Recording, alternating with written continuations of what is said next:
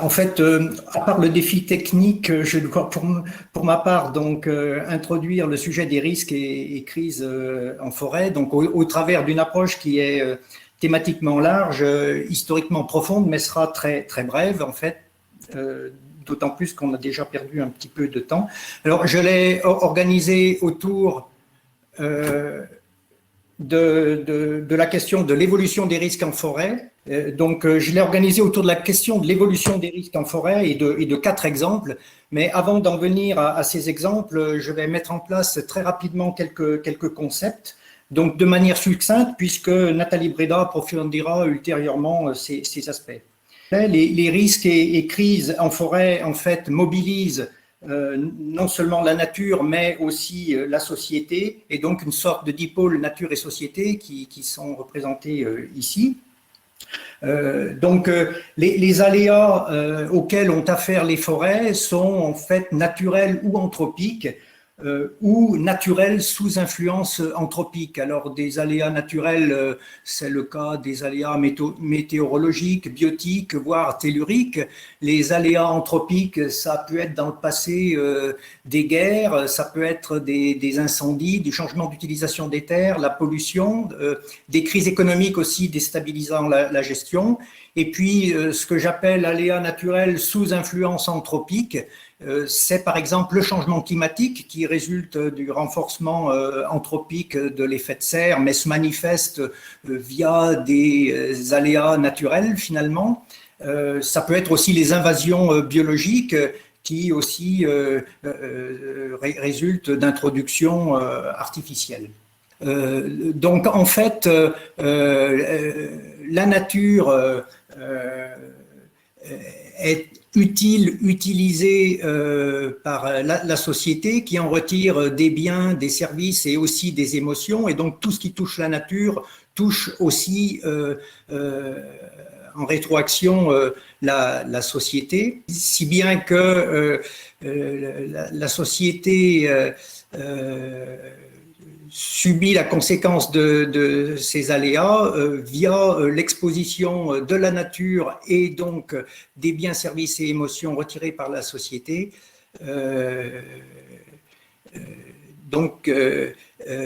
Qui mettent en cause un certain nombre d'enjeux qui sont non seulement écologiques, mais aussi économiques et sociaux. Donc l'analyse et la gestion des risques sont ainsi multidimensionnelles, non seulement parce que ces enjeux sont à la fois écologiques, économiques et sociaux, mais aussi parce que les aléas sont diversifiés, éventuellement combinés, et donc on est dans une forme de complexité à traiter et on va essayer d'éclaircir au cours de ces journées cette complexité. Alors, les actions possibles de la gestion concernent soit les aléas, soit la vulnérabilité. Alors, évidemment, les aléas, elles les concernent quand ceux-ci sont anthropiques ou partiellement anthropiques. Et on peut intervenir en réduisant l'intensité, la fréquence, la durée ou l'extension des aléas qui sont toutes importantes. Et puis on peut intervenir sur la vulnérabilité au niveau de l'exposition aux aléas ou au niveau des dommages potentiels, et également en partageant les risques, ce que prétend faire donc notamment l'assurance. Les risques peuvent se manifester de diverses façons. Ça peut être en tendance, et là on peut imaginer qu'on adapte progressivement les méthodes de gestion. Ça peut être aussi par des événements plus ou moins ponctuels, qui peuvent être relativement courants et prévisibles, et à ce moment-là, on peut adapter la gestion temporairement dans le cadre normal de cette gestion, où ces événements peuvent être plus rares, catastrophiques et extrêmes, et là, on en passe par des gestions de crise qui dérogent temporairement au cadre normal de gestion. Alors, un seuil en forêt pour les événements catastrophiques ou extrêmes peut être lié à la récolte annuelle normale. Donc, lorsque les dommages dépassent la récolte annuelle normale, on franchit un seuil qui complique singulièrement la gestion. Diapositive suivante qui fait que j'en arrive à un premier exemple qui est peut-être pas l'exemple de risque auquel vous auriez songé au premier abord, mais qui est quand même un risque que la forêt a subi depuis longtemps. Donc ici, je représente l'évolution de la surface forestière au cours des 2000 dernières années. Et donc, ce risque, c'est le changement d'affectation des sols, qui est un aléa évidemment anthropique, qui dépend de la demande de terre, qui mobilise tous les enjeux économiques, écologiques et sociaux de la forêt, puisque c'est la forêt elle-même qui est menacée dans son intégrité. Ce graphique montre, illustre la transition forestière, donc qui apparaît vers 1800-1850, avec une recrudescence de la forêt après un point bas aux alentours de 10 millions d'hectares. Et donc, on voit que dans le passé, on peut considérer qu'il y avait une certaine corrélation négative entre la surface des forêts et la surface de la population, mais qu'on est passé depuis la transition forestière dans une autre phase où la population a continué à augmenter singulièrement alors que la forêt augmentait aussi. Alors, je vais passer maintenant à un deuxième exemple qui aussi n'est peut-être pas celui que vous pourriez attendre, qui est celui des risques économiques, qui est aussi un élément, un aléa anthropique que je représente ici sous la forme de l'évolution des prix des bois au cours du dernier siècle pour 3 essences et catégories de dimensions. Donc, l'exposition au risque dépend évidemment de la composition en essence. On voit sur la figure que l'évolution des prix du bois n'est pas la même selon les différentes essences.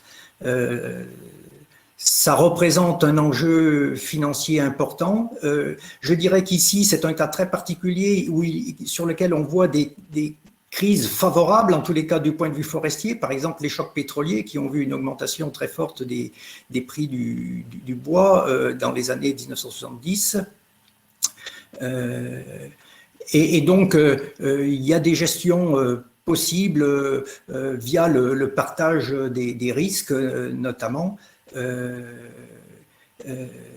Sur la composition en essence, et je dirais là que même si l'aléa est anthropique, c'est relativement difficile d'intervenir sur l'aléa en raison de la concurrence qui s'exerce sur les marchés.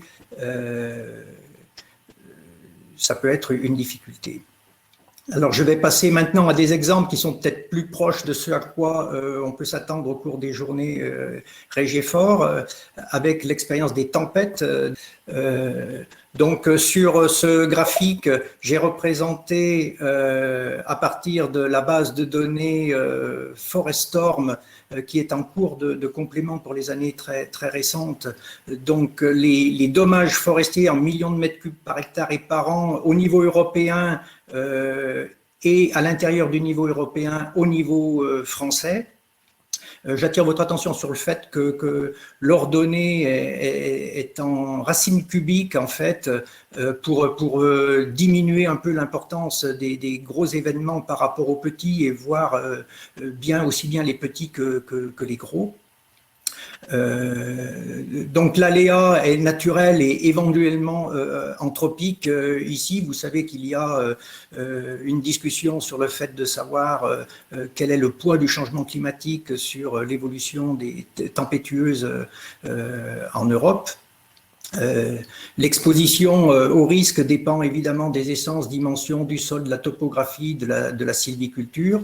Les enjeux sont économiques, mais aussi climatiques, puisqu'il y a du carbone perdu, j'allais dire, à l'occasion des tempêtes. Les risques sont également, les enjeux sont également sociaux, évidemment, et on les mesure souvent à travers le volume de bois sinistré, donc comme c'est le cas sur le schéma. Alors, il y a également des risques induits, donc qui peuvent être, par exemple, biotiques, voire des incendies, etc. Donc, c'est pas uniquement un risque tempête, finalement. Alors, le schéma semble montrer donc une tendance croissante. La question est de savoir si cette croissance est liée à l'aléa. Y a-t-il plus de tempêtes ou pas? Or, dans le passé, il y a déjà eu beaucoup de grosses tempêtes. Les historiens les ont répertoriées. Mais s'agit-il d'une question de vulnérabilité? Parce que le volume de bois en forêt croît énormément, donc il a doublé en 50 ou 60 ans en France par exemple, et donc il y a plus de dommages forestiers pour la même tempête aujourd'hui qu'il y a 50 ans. Est-ce que la tendance croissante est statistique parce qu'on a reconstitué les tempêtes passées et qu'on a pu en oublier certaines plus dans le passé que dans les temps plus récents?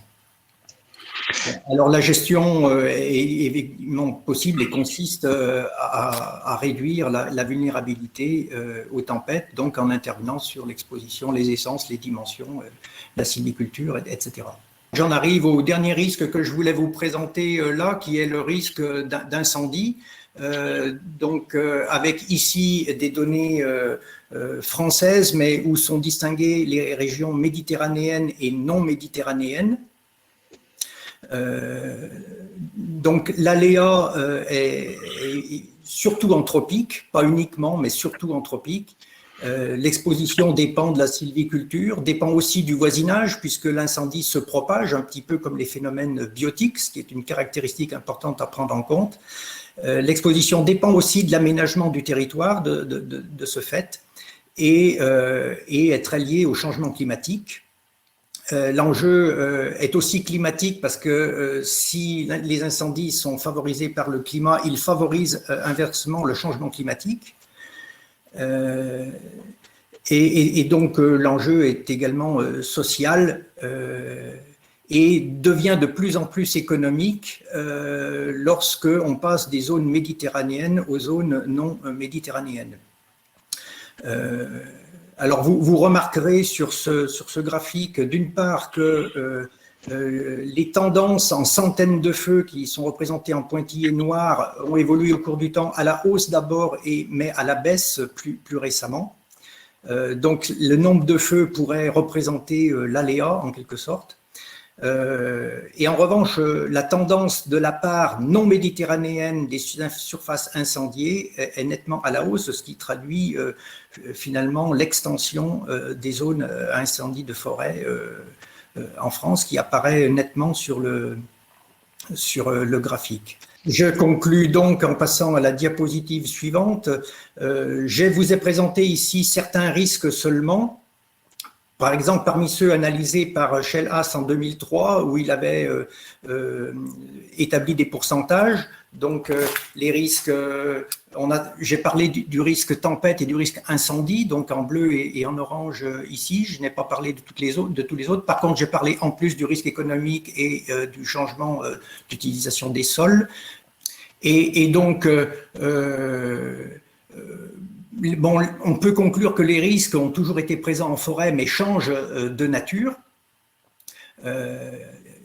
L'analyse doit distinguer différentes composantes de risque, donc notamment l'aléa et la vulnérabilité, qui n'évoluent pas toujours dans le même sens, comme l'ont montré les exemples. Le forestier peut intervenir à plusieurs niveaux, mais ça dépend beaucoup des types de risques concernés. On a des systèmes d'assurance, mais qui couvrent surtout les risques tempêtes et incendies.